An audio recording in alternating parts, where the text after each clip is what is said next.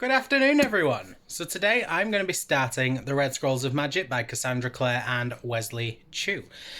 This is a companion novel that is based around the relationship of Magnus Bane and Alec Lightwood.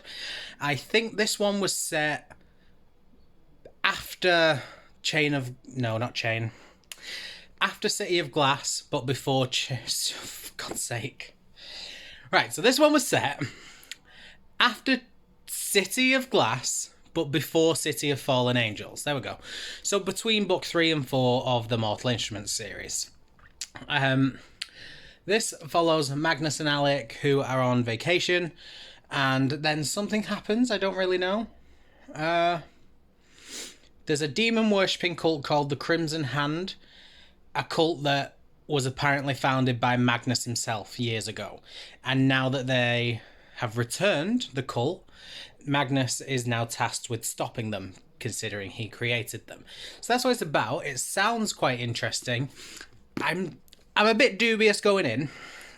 This is the first one I've read with I want to say with a co-author, but it's not. This is the first novel, so it's not a short story. Because obviously the short stories have other authors. But also I'm a bit dubious because this is a story about Magnus and Alec. Whilst I like Magnus, when he appears by himself, like in the Bane Chronicles, I didn't love him as much. Like, I feel as though I love him in comparison to the others. I love him with the others. I love him in the stories. But when he's on his own, I don't love him as much.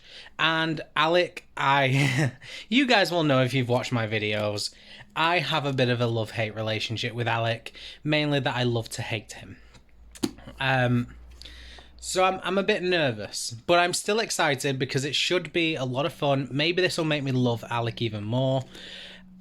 I'm looking forward to it, so I'm going to get started on it. It's nice because the chapters are not too long because this is a nice short book. I think this is just over 300 pages, so it's wonderful. Yeah, this book is about 350 pages, so that's perfect. Nice and short, not too long chapters. Should hopefully be one of the easier books to read. We'll see. But I'll update you throughout. Spoiler filled, obviously. May give spoilers of all of the other books if anything pops up. We'll see. I'll chat to you guys later. So bye. I found it really nice, actually, to, even in the first chapter, Magnus and Alec were going on a balloon ride.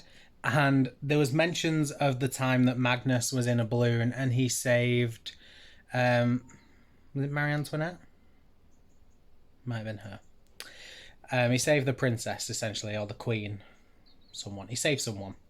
But that was a story in the Bane Chronicles. There's an entire story about that. And I really loved that was kind of brought up and mentioned. I thought it was very, very fun to have like a quick throwback to that. I've now just finished chapter 3.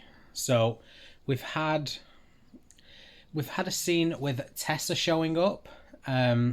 In the middle of a bit of a naughty scene, which was quite amusing, actually. And then Tessa is the one who's warning Magnus about this going on, saying he needs to sort it. It's been requested that he fixes it. So it was a nice little cameo from Tessa. I enjoyed that. But it was nice to see that even though this is obviously proving that Magnus is not squeaky clean, Alec has still stood by him, which... it's nice and it's cute because it really shows a growth of Alec's character, because Alec is someone who will always put the Shadowhunters first, and the fact that he said to Magnus, don't worry, I won't do this. Mainly because I think he doesn't believe it, as opposed to he wants Magnus to be innocent. But it was still really sweet, and I like that. So I'm hoping this continues, because this is still very early in Magnus and Alec's relationship. So anything can happen. I don't know. But so far, so good. So Magnus and Alec have just got to the Shadow Market, and we've had a nice little cameo from Johnny Rock, who is Kit's dad. And I thought that was really sweet. It's a nice little introduction. It's set again. I know this was written and published in 2019, but it was set much earlier. And it features Kit, who, if you've read the books, you will know... is a main character in the Dark Artifices series, appearing in the first book in 2016. So I thought that was a cute little introduction. It was quite smart to introduce him as a character who is not main yet. even though he is, because by the time the book was released, we knew all about him. But it was still nice. It was still a cool introduction.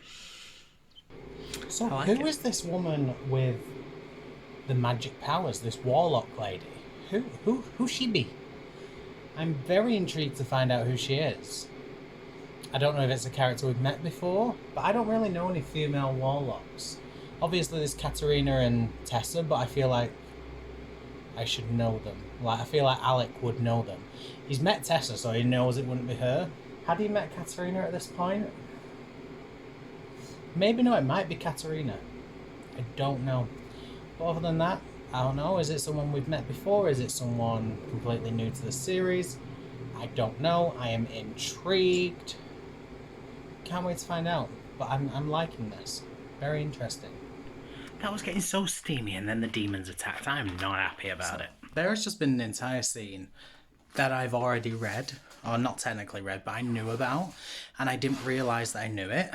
So, in Ghost of the Shadow Market, Alec, in one of the stories, the Queen of the Shadow Market has said that she'll only talk to Alec, and Alec has to go, and she recants the story of the fact that she only trusts Alec because of a time on the Orient Express when he saved her life and told her to take care of a young girl. And that story's just happened. I've literally just read that entire story, and it didn't cotton on with me that that was the story until he saved this werewolf girl, and I was like, cool. And he was like, what's your name? And she was like, Juliet. And I was like, oh. Because I know all about that story. She literally told us about that story in Ghost of the Shadow Market, and I just didn't cotton on. Loved it. That was good. Thank you so much for saving my life. As it happens, I'm very attached to my life. Ah, so the lady following Magnus is a woman called Shinyon, who I've never met before, which makes life a lot easier because no character. Woo. So, Shinyun's warlock mark, which is the thing that proves they're a warlock, like Ragnar was green and had horns, Katarina was blue. The only thing that Magnus has is his cat eyes. The thing that makes Shinyon like visibly a warlock is the fact that she has a frozen face. That's a bit weird to me. Like, that's not really a warlock mark, is it? A frozen face. It just means you have a permanent resting bitch face. Like, I don't know. That's a bit weird. I just love every scene with Raphael. That was really nice seeing him, and it was really nice seeing Lily. I actually really like Lily as a character now. So, I'm happy that they're there. It's very interesting. I'm hoping something happens soon. The chapter I'm currently reading is like on my ebook version is 40 pages. So that's a lot. So I'm hoping that something happens to pull me through those 40 pages, because I don't like long chapters. Okay, I admit the dancing scene was cute. Alec and Magnus are very cute in this book. My heart goes out to them. Damn it. I'm glad. I'm liking Alec more, which is really important because everyone loves him. I do not. So it is nice seeing him much better.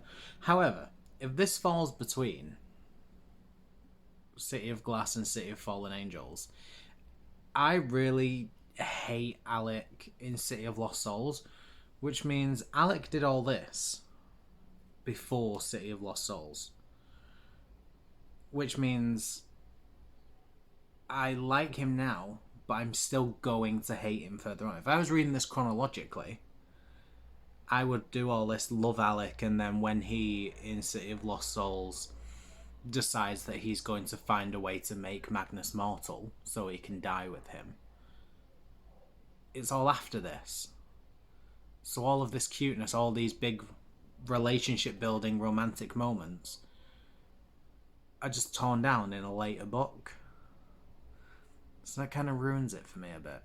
I don't really know how I feel about it, because this book has obviously been written after the events, So it's nice to make us love them in that sense. However, if it's set before the events that made me not like him,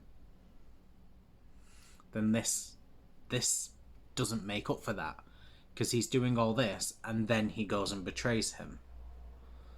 So this is not like a redemption, even though it's written afterwards, so it feels like a redemption.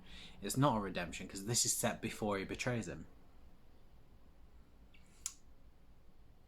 No, I think I just gone and changed my entire perspective of this book. I'm going to carry on reading. I'll just see how I feel by the time I get to the end. This fight scene between Barnabas Hale and Malcolm Fade is not it. It's very cheesy. I don't like it. It's kind of bringing the mood down a little bit. It's making it feel a little awkward. The fact that Raphael was texting Ragnar's number is absolutely heartbreaking. It's so emotional. It's even worse knowing the fact that Ragnar isn't actually dead. You know? Like, I get that he was pretend dead. But, like, Raphael was so alone. And then Raphael dies. Did he die without knowing that Ragnar was alive? Because I'm hurt if that's the case. I'm really loving the introduction of how Ellen and Aileen met. I found it really funny because obviously Aileen is very feisty and scrappy. Helen is the same. Obviously they had to meet whilst having a fight. It was just obvious. So it's just been revealed to us that Shinyan is the one behind everything that's been going on. She's the leader of the cult. And I'm like, okay. I'm not shocked by it, like. Yeah, there's a bit of a twist, don't get me wrong. But when you think, oh, it's a big, powerful warlock, we were left with a few options. People that have shown up in this book so far. Katarina. It's not her. We know it's not her. She's in future books. Malcolm Fade, who is in the Dark Artifices, so it's not going to be him because he's in future books. And obviously Magnus, not going to be him. There's mentions of Ragnar, who is dead. Well, not dead, but dead, you know. And then there was this other warlock who is now also dead. So it was either going to be a warlock we've never seen before, which I think would be quite bland and boring, or it was going to be someone that we know. Shinyan's the only one who is not a character in any other book other than this one. So it's kind of predictable when you think about it. So I don't know how I feel about that reveal. I mean, I'm still enjoying the story, don't get me wrong, but it wasn't really a strong reveal, you know? So we've just had a really good scene, and it's a scene where they put Magnus in a pentagram, and they're doing this ritual now to make him remember his memories, and he's thinking, this is it, I'm going to die now. And it's meant to be so impactful. He's remembering all of the people he's ever loved and cared about. Will, Tessa, Clary.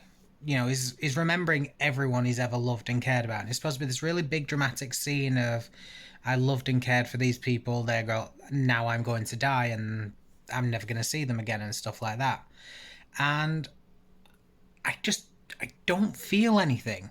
And it's because it's this book is essentially a prequel to the next 3 Mortal Instruments and the Dark Artifices. He's in them, so I know that nothing bad is going to happen. It's the problem with writing prequels, and I always say it, you can't put the main character in life-threatening jeopardy when we know that they're going to appear in future books, because it just makes us not care. I'm not going to sit here and think, oh no, what's going to happen to Magnus, because I know that at the end of the day, he's going to live and he's going to be in the next ones. So it just feels a bit pointless to me. Like, I'm enjoying the story. I get why this threat and stuff's here. Maybe if you read it in chronological order in terms of plot, yeah, be a bit scary, that'd be great. Problem is, this book was published a long time after the original books. So it's not even as though I just chose to read it in this different order. It's the fact that it was published it was published in the wrong order, essentially. And now, because we're going back, because if I'm reading in publication date, which I am, now I'm going back, it's pointless because I'm not scared Magnus is ever going to be in any danger. Because I know at the end of the day, he's going to come home, he's going to survive, he's going to go on to have a life with Alec. That's just how it works. So I'm a bit disappointed with that because it's my problem with any sort of prequel. I just don't see the point of putting your main character in danger when we know nothing happens. If it was a case of in the future book Magnus came in with one eye or something, and or a grave injury where it was like he never recovered from this, or something happened while they were away, yeah, all on board, completely fine with that, because then it adds a bit of mystery and that's being answered. Putting someone in danger when we know as readers that they're not in any real danger because they appear in future books which were published before this book makes no sense. Always had a problem with it. Oh my god, so after all this time, the cult isn't even evil. I find that so funny. Like, what was the point? I mean, I get that she's still evil. Like, Shinyun's still evil, so that's kind of the point. But, like, if the rest of the cult wasn't evil, what is the point of the whole book? I'm still enjoying it. I just seem to have a lot of negative critiques. Oh dear. I'm still enjoying it. I am. I'm still enjoying my time. Never mind. They are evil. They want to have good parties, so they're sacrificing Magnus to his dad. Don't understand how that works. I mean, they worship Asmodeus. Is that was Asmodeus? I can't decide whether it's pronounced Asmodeus or Asmodeus. So Magnus's dad. They still worship Magnus's dad, and they feel as though they will be allowed to have great parties, which is the point of the cult, by sacrificing Magnus and Shinyun to Magnus's dad. I don't understand how that works, but okay, sir. They finally did it. Yay. It's taken a long time. Hello guys, I have just finished The Red Scrolls of Magic.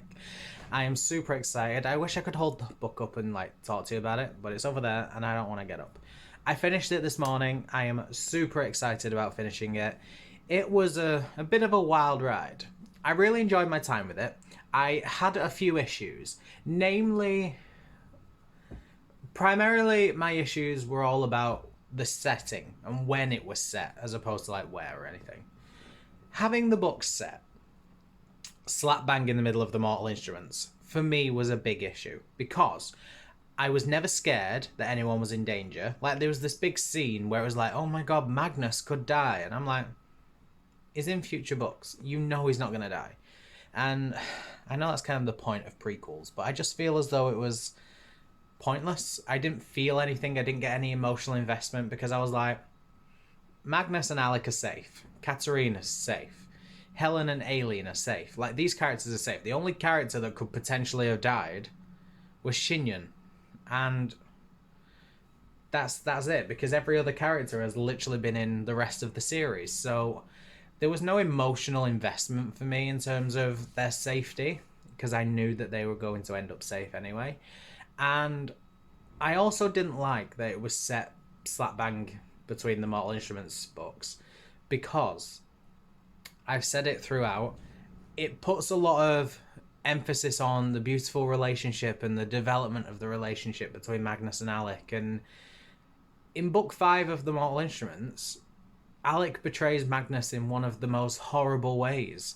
He betrays him and tries to find a way to make him mortal without even considering what Magnus wants. It was just all about what Alec wants. And yeah, they kind of reconcile that, to be fair, but still, the knowledge that he did that made me hate him. And I still haven't forgiven him for those actions. And now they've got this story, which is set a month or two before the book. So a month or two before the City of Lost Souls, this is happening, where they're falling in love and having these really cute moments, and this relationship's building. And for starters, I'm sat there so I'm meant to believe that he's gone from falling in love with this guy, wanting to be with him forever, to finding a way to betray him and make him mortal without even asking him. That's a bit of a relationship jump. And then also, it just makes me think, I don't want to get invested in this. There is no point in me getting invested in this cute little relationship because I know all of these feelings and all of this cuteness is torn down by the fact that they then have Alec betray Magnus later on. Like, if this was set, for example, after City of Lost Souls, and it was about Alec making up to Magnus what he'd done and trying to build the relationship as a result of what happened, I'm on board with that. But having all this before, it just feels like we're trying to make him really cute and we're trying to make you guys forget that he's done this bad thing. Or it's like, as well, potentially, they're hoping people will read the Red Scrolls of Magic before City of Lost Souls, so it then comes as a big emotional impact and a big shock that Alec would do it. But when you have readers like, I want to say readers like me who's been a fan for a long time. No, I've only been a fan for a year. But when you have readers like me who've read it in a certain way, and then you go back, it feels pointless. Because every bit of emotional impact, I look at it now and I think, nothing you're doing is worth anything. All of this love and care you're showing him goes down the drain in a month when you then betray him. And that was a struggle. Also, last thing, it seemed to be trying to do like this big plot twist of Shin-Yun having Ragnarfell, and I'm like, I know Ragnar's alive. Like, you know, I know he's alive. I read it in Ghost of the Shadow Market, and I read it in Queen of Air and Darkness. Like, I know it was set beforehand, but the Red Scrolls of Magic came out after Ghost of the Shadow Market and Queen of Air and Darkness. So if people read this book when they came out, they knew Ragnar was alive. So again, it was just a bit like, you're expecting your readers to have read it a different way than the publication order. And maybe that's great for new readers, but like, I read it in publication order, so I knew Ragnar was alive. So it was pointless doing this big reveal of everyone thinks you're dead, Ragnar. And everyone's like, whoa, Ragnar's alive. Well, I know. Like, it just feels like they're trying to cater to the new fans. And I'm like, that's great, do that. But don't forget your old fans and don't forget the OG fans. There are people who have read all of these books. If you then start throwing in these plot twists for the people that read it in a different order, it's going to let people who have read it in the original order down. And that's how I feel about it. But despite all that negativity, I actually really enjoyed my read. I'm going to give the book a 4-star rating because I felt it was really good. I had a few issues, but it was very enjoyable. And I'm really excited to move on to The Lost Book of the White. So that's pretty much all I have to say on it. I really enjoyed my time with it. I did have a few issues, but overall, it was a nice, enjoyable read. And I feel as though once I kind of got into the swing of it, I read it a lot quicker. And I'm hoping The Lost Book of the White is going to be a lot more fun, because I'm fairly sure The Lost Book of the White is set after the Mortal Instruments, but before the Dark Artifices. So that'll be really good, because I think that means they're going to have little baby Max, which I think would be really fun. And I would like to see how the dynamic changes with them too. But that is it from me. I will chat to you guys later on. I will hopefully see you in the next video if you've read The Lost Book of the White, because obviously spoilers. But thank you so much for watching. I really appreciate it. Let me know what your opinion of this book was down below in the comments, because I'm really interested to know what you guys think. Checking Goodreads, I know that there are some people who I am friends with on Goodreads who really enjoyed this book or really didn't enjoy it. Seems to be very extreme views, so I'm very interested to know what you thought. But that is it from me. Thank you so much for watching. I really appreciate it. Make sure you leave a like, comment, and subscribe, and I will see you guys in the next video. Bye.